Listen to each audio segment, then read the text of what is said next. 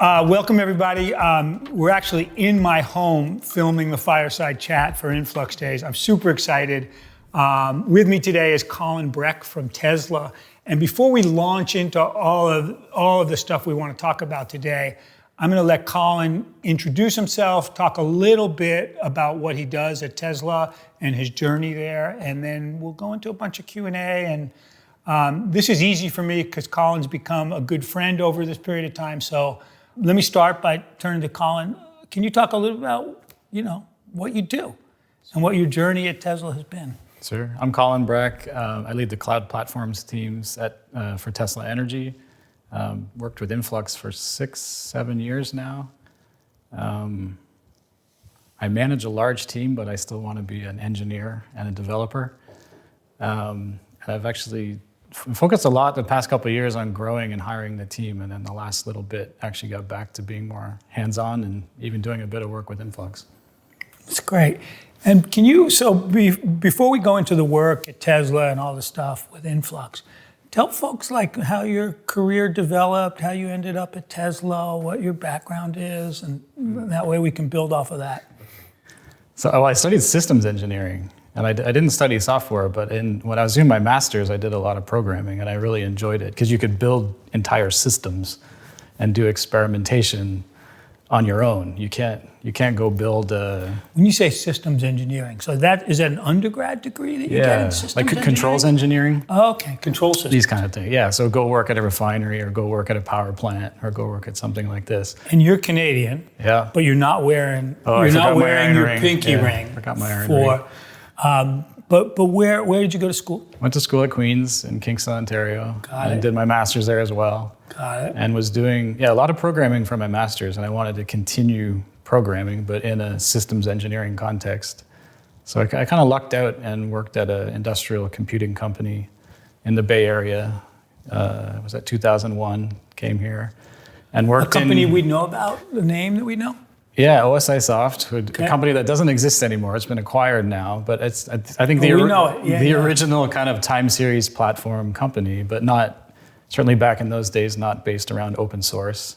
Was that just a random chance? You're in Queens, Ontario, and these guys come and recruit you, or how did you end up there? No, my thesis advisor was at a conference, and the owner of that company was recruiting. It's totally by chance. I moved to California and originally worked there on, I guess, the equivalent of telegraph plugins for industrial data. So getting data from sensors or SCADA systems or distributed control systems, these kind of things. And then not too long after that, started working on the time series engine itself. Wait, so if you're doing stuff like telegraphs, so you're literally doing collectors, right? That wasn't systems per se. That was really coding and everything from drivers to... It's coding, but you're always thinking in systems perspectives because you have network partitions, and so how are you going to buffer data so that you have complete data collection through a network disruption? How are you going to deal with out of order data? How are you going to install it so that it's redundant in a operations or manufacturing context so that you can have high availability?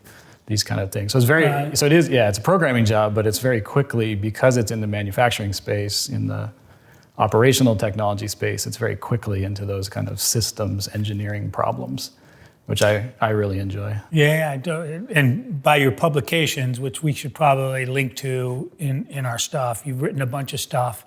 I'm a pretty religious reader, whatever you write about, and you're a good writer, so it's awesome. But all right, so talk to me about then how that role developed at OSI Soft, and then how you got to Tesla. So started working on the time series engine. Worked on the time series engine for about a decade. So this was within Pi. Yeah, Pi was the product. Pi, yeah, the Pi server, which is proprietary time series database. So probably just because that industry is so slow to move, it's probably still the most widely used, commercial time series engine out there, used by utilities and refineries and pharmaceutical manufacturing, these kind of things. But I can see the change in the industry, and so was the company, and wanting to bring those things to the cloud. But there's a difficulty in bringing those things to the cloud for such a traditional customer base. You don't. I think I know the difficulty. Yeah. What was your experience of difficulty there? Well, you don't necessarily take a regulated industry and just immediately hook it up to the cloud, even though there might be benefits for, say, big data integration or data sharing or those kind of things. So the company was trying to figure out how to start bridging that to obviously survive in the future. I argue that there's the regulatory problem, but there's also the technical problem of, you're running a dedicated services on-prem in an environment. And then there's a technical problem is how do you run a tenancy-oriented cloud, and some of the dynamics around it are pretty big technical hurdles. Yeah, systems hurdles. And in that industry too, you really need to protect your customers' investments too. So you can't even just say like, hey, okay, we have a great new cloud platform because... And then move over. Right, they have 10, 20 years of developing Excel spreadsheets and dashboards and business integrations and even just the data itself. So you need to figure out a way that you're bridging those systems and having a slow transition to cloud, not just we have a better cloud platform. So I was part of seeing that and involved in that a little bit. I kind of wanted to do what we were doing in the cloud at a larger scale. So and you knew that, like, give me the time frame when you started realizing, like, this is... That's probably a decade ago, I guess, and so a little bit involved in that. 2012. Yeah, early day, like Azure. We were working on top of Azure Okay. at the time, and were you still doing collectors, or were you starting to do the broader system of... broad collection, data sharing, events, persistence, time series. It's the whole. I think that's the thing with time series, right? Like you get focused on time series, you think storage, but it's like no, it's collection. You always have to have an eventing system with it. It's about the integrations of that stuff because of where it lives. So it's all those things. And so you from using the original TIC stack, that's how we think about it, as collections, visualizations, even actions if you're building control systems, that sort of stuff. All right, so I want to keep following the thread. So you're at OSI Soft, you're seeing this go on, and so what? You make a career change? Or how does this happen? Yeah, I went to Solar City because they essentially needed to build a platform like that for IoT. So data collection, driving customer experiences in the mobile application, billing, all sorts of different things would be driven off this time series platform. So they had an existing platform, I think, built around SQL, and I remember that actually. It's slow. It doesn't necessarily scale. Like they wanted to get more real time and build much more applications around it. So I went to Solar City to kind of build this in the cloud for IoT, and I was the mission appealed to me too of transition to renewable energy and an exciting time. I think. They found you. I had a friend that worked there. Oh. Okay. It's kind of by luck, and then Tesla's luck. And you wanted a longer commute, as I remember. Too, yeah, exactly. Yeah. And then Tesla's luck, because Solar City got acquired, and about a year after I was at Solar City, Tesla acquired Solar City, and Tesla was essentially at that same point where they wanted to build a real-time platform to support the launch of Powerwall. And bring that experience to customers in the mobile application, and then internal reasons too of just data collection and supporting the business. And got it. So I'm going to establish your bona fides for you. So you graduate a degree in systems engineering. You go to an let's call it industrial automation company or industrial data company in the form, which was quite big, OSI Soft. You're at the core of a market like historians, where very competitive, but sort of niche-y within an industrial world. Yeah. That sort of stuff. You develop a broad base in systems. You go to Solar City, an energy system. And I think shortly thereafter, I met you in probably 2016, so not shortly thereafter. So we start engaging, and this is my memory of it, so you'll correct me if I'm wrong, is you were doing almost a competitive review about whether to go with a traditional historian or go with a generalized relational database. I can't remember whether you were trying to use MySQL or something else at the time. They were thinking about just growing their SQL installation, basically. Or using Influx. And you'd like to say a vendor had a big influence over it. I don't think we did. I think we were useful. You were using the open source. If I remember this right, you were building it because I remember you showing me the first batteries in the office and that sort of stuff. And so what Tell me about that process, if you can remember, about in 16 and 17, why you went with purpose-built for a time series, why you didn't go with a traditional historian, or why you didn't go with relational. Well, coming from OSI Soft and we would use the Pi server internally, even just for doing things like performance testing, those kind of things, right? So you'd have all this time series collection. It's easy to create your own dashboards and do analysis, systems engineering, because that's what I worked on for a little while, was how do we scale the Pi server from, say, 1 million series up into the tens of millions. That was a project I worked on for a while, and so it's a lot of like systems engineering of finding bottlenecks, figuring out how you're going to scale, and we instrument and use the system actually to have dashboards and the rest in our studies. So I was from that perspective and seeing what was going on in manufacturing and all the rest, I was always amazed that in the open source, no one created a purpose-built time series database. And you had these things, I think Open TSDB, and a few of these things. But you had Graphite, you had some other older projects, yeah. But to me, that wasn't quite the right fit. And how come you can't scale it down too? Like that historian should be able to be installed with a small footprint and just in a work. Docker image on your laptop. Yeah, exactly. So I was amazed that this never really came out of open source, and that people in the open source world never got. Maybe you should have started a company doing that. Well, no, I don't think I'm a founder like that. Probably, might have been good financially, but so yeah, Well, Tesla's worked out financially. Yeah, that's been okay. And I don't think I could. I think knowing what I had in my head from OSI, I couldn't really go build an open source company. Got it. That would have been tough. Yeah. So yeah, when I saw Influx, to me that was the first time I saw open source where it's like, okay, somebody got it. Do you remember when you saw, like, what time frame? It's about 7 years ago, 7, 8 years. It's early. It's before. You would have been among the first maybe 1,000 open source users. It might be like 0.6, 0.7 era, maybe somewhere in here. And there's some bumps in the road back then of API changes and getting to 1.0. Storage engine changes and some reliability issues. And it's been interesting to see the journey of Influx, I think, of like, it very much. Wait, we're not supposed to bring up any bad stuff that happened other journeys. No, I'm just kidding. Well, yeah. But eventually it gets right. I think that's the. And that's partly a function of the community, too. Right. Right. And it's one of the benefits of the open source model that you don't necessarily see with a closed source offering. Absolutely. Yeah. So, and that was a big part of it. Like, I could take the open source historian and start using it. And so before we would ever had committed to use, so I think we were torn between like, they're growing their whatever SQL installation. I think they had a Cassandra, something built around Cassandra. I think that was right. That was similar. It was Cassandra, right? Now I remember. It's similar, I believe, to some of the work that Paul had done in trying to use Cassandra as a time series database that actually inspired a lot of Influx, right? That's the sort of the origin story, is trying to use relational databases to build time series apps. And I think back to something that Paul talks about a lot.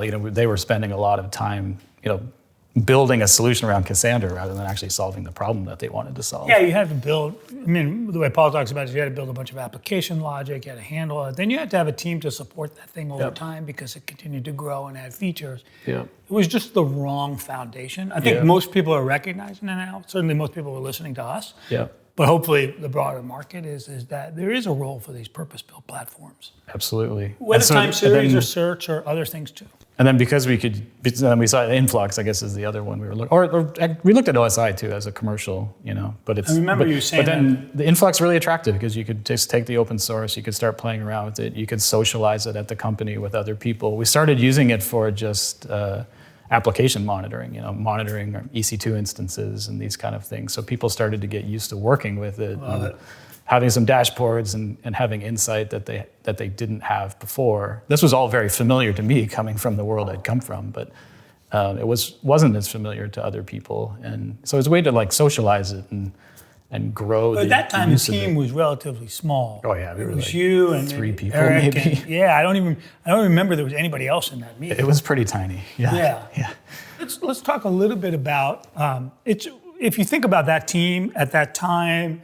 You're showing me the first Powerwall, and you think these 3 guys are going to build, some systems for monitoring these Powerwalls. And I don't think I completely understood what you were doing at the time. I just thought, okay, well, they're going to mount a couple of power walls. Yeah.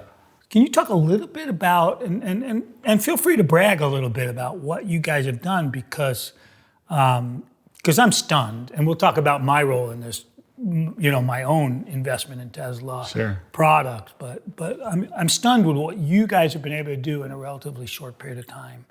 And it's kind of anyway, I'll let you talk. Yeah, it's a small team doing a lot. I think that's a theme probably at Tesla in general. But some of it's the technology choices too. So we knew we were going to be a small team, dedicating a few engineers to go, build a solution around time series. Like there's no bandwidth for that. And I would say similarly with, distributed systems ideas. That's one of the reasons we chose Akka, was that we could go do, digital twin style programming, sort of, representing a battery as an actor, those kind of things, and then running millions of them. Akka's been great for that. And so there's a few, I think, strategic technology choices that we had that allowed us to build a pretty sophisticated platform with very few people. And knew, ultimately, time series is going to be a very important part of this. But before you go on, can I extract that is that a principle? Extract this notion that you could get 2 or 3 strategic technology choices and then build pretty significant surface area around that? Is that a way you think about it from a systems point of view? Yeah, for sure. Yeah. Okay. I think there's a lot of luck in there. Again, I think of choosing the right ones. And being in the right place at the right time, the right industries. The influence of working in manufacturing and OT, critical operations, it gotta give me a different. I don't come from a typical programmer background, and I'm terrible at SQL. I've always done events and time series and these kind of things. That's how I think about the world, and so there's some pros and cons in that for sure. But you certainly wouldn't use SQL to build control systems, so that's an easy, Right. And the same I think I would say with Jonas and Akka at the time. They were just really thinking about streaming, reactive streams, bringing distributed systems style programming to a wider audience in that kind of Erlang OTP model. And it was luck again that I kind of tripped across that, and it just really it appealed to me in what we were trying to build, with the kind of mix of my previous experience of working in time series. And did you have any selling to do inside to choose those, Akka, Influx, and any other struts in this system? Or did most people just say, Colin knows what he's doing, let's go do it? It was such a small team, there wasn't a whole lot of selling. It was you have a few conversations and you agree to move forward. Yeah. Okay. So now brag a little bit. What did you build around this? Because it's amazingly evolved, and I'll talk about my experience in a few minutes. Yeah, we built a platform I'm really proud of, and the team too. I've seen the team and the platform from its infancy, and I'm very proud of both. We gave a whole talk right at March 2020.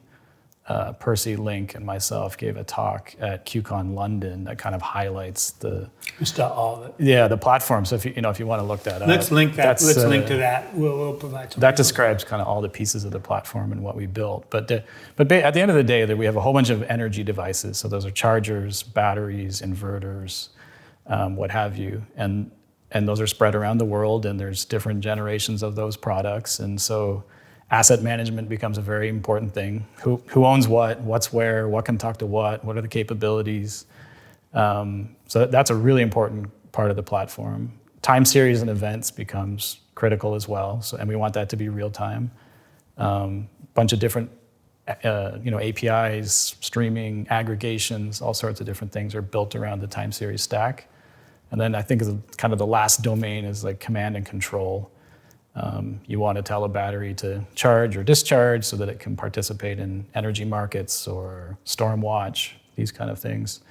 You need to make sure devices are configured correctly, that they stay configured correctly over time, have the right firmware, all these kind of things. So managing assets, telling them what to do becomes pretty critical. And so there's a whole platform of, we're probably 300-400 ish services that kind of make up the Tesla Energy platform, and deliver all these services that are focused on real time, customer facing, 24/7 kind of critical services. Got it. But I don't think people know the scope. I think people think like, okay, the batteries in somebody's house or the solar roof, but I don't think they know about the megawatt power plant batteries. I don't think they know all the charging stations all over the country. I don't think they know the scope of assets that you're working with and the kind of data and the multiple ways you're presenting them, both for trading the energy or managing the energy, but for communicating on my iPhone. Yeah, there's like Tesla's definitely not just a car company. Yeah. And when you look at energy, it is really diverse what we do. We find that in recruiting sometimes. People don't know the full extent of what we do. So if you're sitting in this audience and you want to work on time series and you really want to work with Influx and you want to work on all these problems, please come talk to us. But the different dimensions of interaction. If you're a Powerwall owner, you have a mobile app experience. You're kind of interacting with your own system, similar with chargers. But then you also have these experiences like you want to navigate in the vehicle to a supercharger, and so there's this kind of networked real-time experience. Oh, I didn't even know that you were tied into that. Yeah, our team does all the charging. Because I use that a fair amount. Yeah. We have grid scale size battery installations. That's what most people don't know about, the grid scale. With the Megapack is the product in that space. And then we have these, like you mentioned, these market participation products of different flavors. I think something you're part of actually that's particularly exciting this past few months is the California virtual power plant. So homeowners can enroll themselves in this program to help the California grid when it's most stressed on these very hot days this time of year, and they can actually get compensated it's a program through the California public utilities, and so homeowners are actually compensated for returning some power to the grid at these most critical times. It's to me that particular application was the capping. So it's worth me talking a little bit about my journey because not only have I gotten to know you professionally and personally, but I called you. I think it was probably a little over a year ago. We needed a new roof. Yeah. We already bought. But when I met you, we had no Tesla products. We had bought a Tesla car, and now we have 2 Tesla cars because I'll come back to why in a second. But I called you about a year ago. And we needed a new roof, and we had decided to go with these new solar roof tiles. And I was a little bit afraid because, it was a relatively new product. We had been on a wait list for a couple of years and things like that. And so in this house now, we have a negative electric bill. We put more power to the grid because we put in this solar roof. And these roof tiles, they look beautiful. And this is not an advertisement for Tesla, they do. And because and they work. We also now have 3 power walls, right? And we have 2.5 electric cars because we got an old Chevy Volt too that we plug in for my son. And so basically, I am making money, right? So it was actually a calculation. I'm making money, but I was super impressed with the level of systems. Listen, I know how hard it is to build software. We try to build as good software as we can. But I was super impressed with the level of sophistication of the application that I run on my phone to look at how much I'm pulling from the grid, how much energy, how much I generate in the day, how I can chart that. I can download the data. I download it into Influx. I play with it on my own. Like if you're a geek, I just love it. The irony of all this from the sustainability point of view is I care so much more about my electricity use now that I'm not paying for it than when I was actually paying for it. And so I've become a bit of a Tesla geek, and then knowing you, I called you up and I was like, we're using this product. And you were super excited. Like I was like, it was really fun, and that actually pushed me forward into the project. And so now, I have, not only that, I've got the charge stats on my car that come out of Influx. I've got all the power stuff. And to me, it's probably not the capping achievement, but it is a big achievement. This virtual power plant thing, like that is a super complicated thing you guys did. So and I'm gonna try to expand on it a little, but you can correct me. So basically the notion is you've got the broader grid, and in California, whether it's fires or heat waves or that sort of stuff, the grid's truly challenged. And the idea is that if you have these Tesla power walls, that they don't have to build new capacity. You can take the distributed capacity that's across people's homes and pump them to the grid at key points. And I get paid money for that. Yep. And I was like, when you first told me about it, I didn't sign up for it. I was like, this is going to be a pain in the ass. Because everything to do with the utility, no offense, is a pain in the ass. And it wasn't. Like I signed up, and probably within 30 seconds, I was doing it. It checked with my utility. So it has to validate with my utility. The utility has to agree. By the way, it took 3 months for the utility to agree to actually let me power act the grid. It's a separate issue. So I thought there's no way this virtual power plant's going to work. And it works, and it's super complicated. And I don't know how you guys did it.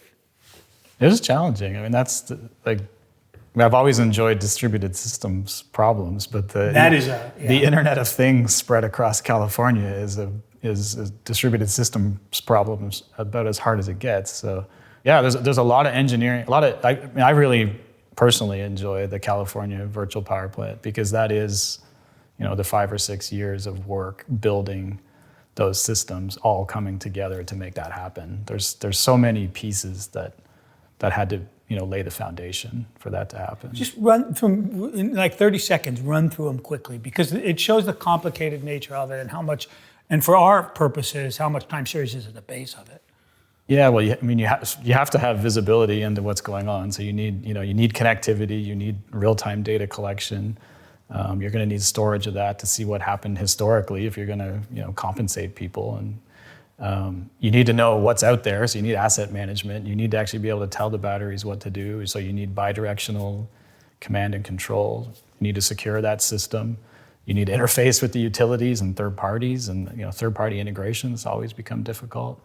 And you really need that intelligence to span everything from the edge device to the cloud to the mobile app. And I think that's one thing particularly unique about Tesla is that it's so vertically integrated. We can make those things, we can make them happen. Yeah, we can make them happen on a short time scale, and we can make the product experience really good. So that's a very rewarding part of working there, I would say.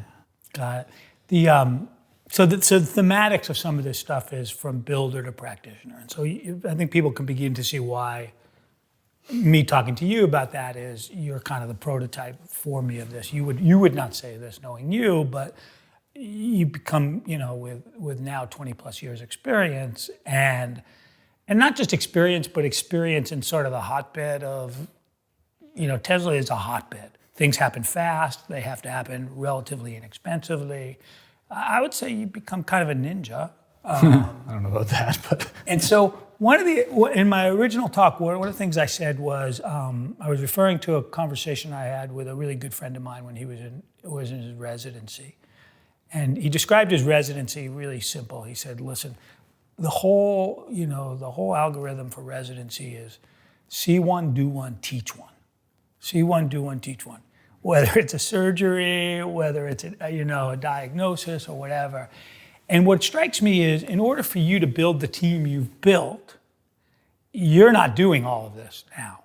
No. And so you've been able to do, and Tesla moves at the pace of something like that. Can you talk a little bit about that for you, is how you've been able to scale up these different folks? Because now we're talking about 400 plus discrete systems that run this sort of stuff. Can you talk a little bit about how you've done that with folks? Yeah, well, we don't have a big team, so we definitely people own a lot of stuff. We've hired a lot of really great engineers. The people I get to work with are very smart and amazing engineers. Get to work with. I think we showed some good technologies. That has accelerated us. I think if we were trying to build some of those pieces on our own and somewhat distracted by doing that, we wouldn't be where we are. So we've made some good technology choices. But how did you avoid the technology, let's call it the technology expansion, which is, we're talking about a 7 or 8 year journey here, and there's always new technologies and new products coming to market. How do you avoid staying with the struts that you designed the original system with? How do you avoid just... I think we chose good tools, so people are generally happy. We didn't choose perfect, and you could have chose differently. Except Influx, perfect, right? Yeah, sure, perfect. As the audience knows. I think people are generally, I don't know, there's a somewhat pragmatic, I think, in the engineering on this team. Like the people are there for the mission of the company, not just for whatever the latest programming fad is, right? So there's always this wanting great tools, wanting to be a great developer, wanting to be a great engineer, but also solve the problems that move forward the mission of the company, and striking a balance between those things.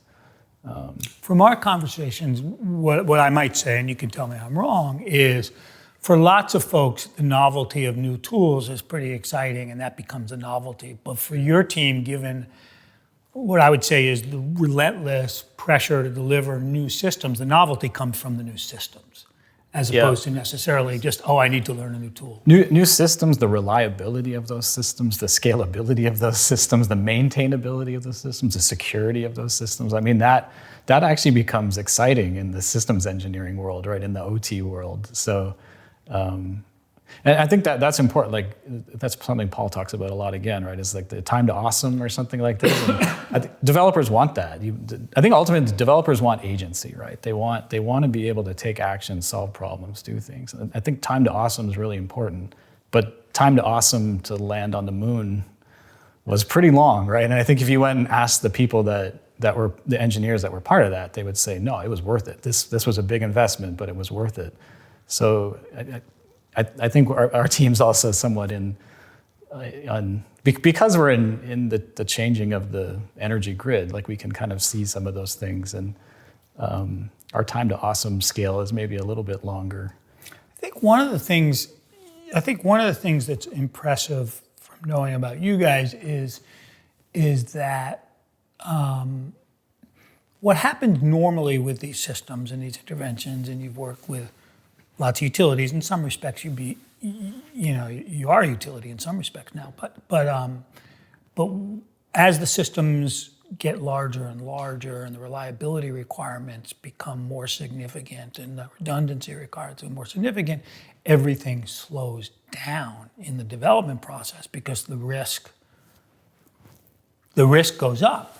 But it doesn't feel, from just being a user of these systems, both the cars now for 3 years and now the Powerwall and solar system for a year, it doesn't feel like you slowed down.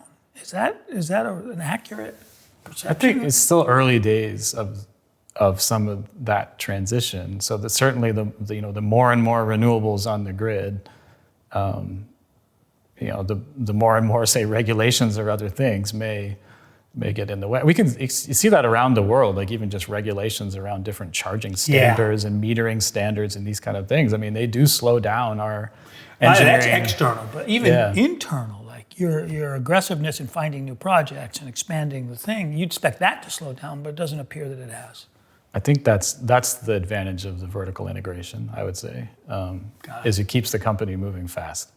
I don't know that there's a lot of other companies out there, right, that are investing in the transition to renewables and have really good ideas. But if you're not vertically integrated, you can't necessarily move quite as fast. Yeah, it's interesting. I had a really interesting conversation yesterday with one of our customers, Blue River Technology, which is a subsidiary of John Deere, and they do computer vision and tied to the industrial equipment and tractors and farm equipment and AI and ML and all of that. And that vertical integration, being able to own the actual, the tractors and the machinery, at least from what I understood, and then being able to integrate this stuff in does allow you to be much more aggressive. Yeah. Okay, so if you're given advice, so now I know you don't think of yourself this way, so this will be tough, but which is good. It'll be a little tough on you. If you're giving advice to people who are beginning their careers, working with these kinds of tools and wanting to become broad practitioners, so not calling it a day after they built their first system and then managing that for the next 30 years, but in fact want to apply that across other domains and other stuff, how would they manage their careers? Yeah, how would first I would say go solve real. And don't hire them all. So yeah, okay. Well, we wouldn't mind hiring a few. so if you are interested, please come talk. Go solve real important problems. I would say that first. I think we can see with energy crisis, geopolitical crises, the pandemic over the last few years. I mean, go solve real important problems to human beings. I don't think we need another streaming platform for TV and tricking people to click on ads and these kind of things. I think we probably have enough of that. So there's a lot of really tough engineering problems that are, really going to motivate you in your career. Go solve real tough problems. The world needs that. And then I would go to fundamentals, like these fundamentals of time series events, real-time systems, distributed systems, being able to control things in the real world. Do that securely. Security is a really important part of large-scale IoT. Those are transferable skills that, it doesn't really matter what you're trying to do at the end of the day in that world. Those skills will transfer from job to job, or whatever the arc of your career is as you learn and your interests change. Those would be my two suggestions. Got it. That's super helpful, especially go solve real problems, right, and build around the skill sets. There are no shortage of real problems, so we're on the same page. Lastly, and then I'll let you get out of here, is tell us about the bagpipes. The bagpipes, yeah, well, okay, bagpipes. So, yeah, I played in one of the best pipe bands in the world for, 15 years. I didn't even know there was a thing called a pipe band. Yeah, there's a pipe band. The World Pipe Band Championships is every year in Scotland. This absorbed, 15, 20 years of my life. Spending a lot of miles driving back and forth between Kingston and Toronto, or flying from California to Toronto to play in a band there. Really wanted to win a World's Championship. Did you? No, came fourth 3 times, but never won. So, and then, life got real busy the last few years, and it's hard to sustain that commute. And do you still practice at home? I try, but I actually have a hand injury that slows me down, so that's a little frustrating. I'm going to need some sort of video of these championships, because I don't even have a good idea of what a bagpipe championship would look like. We'll have to go to YouTube. But I remember you telling me about it, and I was like, okay. And it's one of these things where, as you get to know people, I look for those surface areas where people are doing something that you wouldn't expect, and everybody's got their own. But when you brought bagpipes, it was immediately like, okay. That's Colin. With that, I will let you go. You're awesome. It's been great. It's been great to have you as a friend. People will be lucky to take your advice and have you as a mentor. I'm super impressed with what you've been able to do professionally and personally. And I appreciate you coming today, but honored to have you as a friend, man. Well, same thing. It was friend, mentor, and sharing technology has been really fun. It's great. All right.